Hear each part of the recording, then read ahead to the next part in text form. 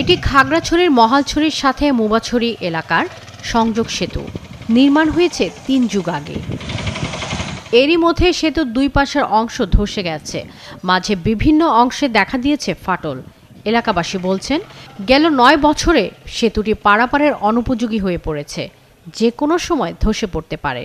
সিঙ্গিনালা ঢোকার জন্য এটা বড় সবচেয়ে ব্রিজ, সেটা অনেক ভেঙে গেছে।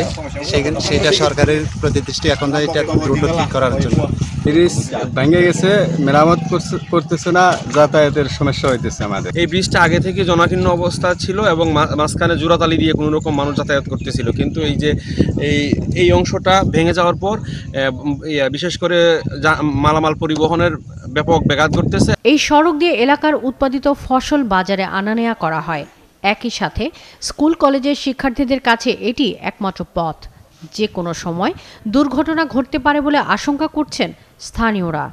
তাদের অভিযোগ, জনপ্রতিনিধিদের অনেকবার জানিয়েও পাননি কোনো সমাধান। জনগণ মানে এই নেতা ফেতা যারা আছে ওদেরকে বলে দিছি, কিন্তু কাজ তো হয় না।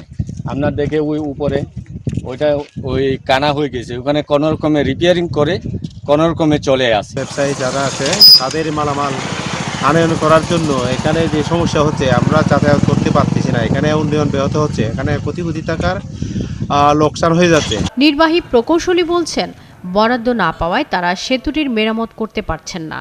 রাস্তাটা মেনটেন্যান্স থেকে আমরা করছি, কিন্তু মেনটেন্যান্সের মধ্যে কিন্তু ব্রিজটা অন্তর্ভুক্ত নাই। ব্রিজটা কিন্তু অনেক টাকা প্রয়োজন, একটা সয়েল টেস্টের প্রয়োজন, প্রয়োজন, স্থায়িত্বের প্রয়োজন।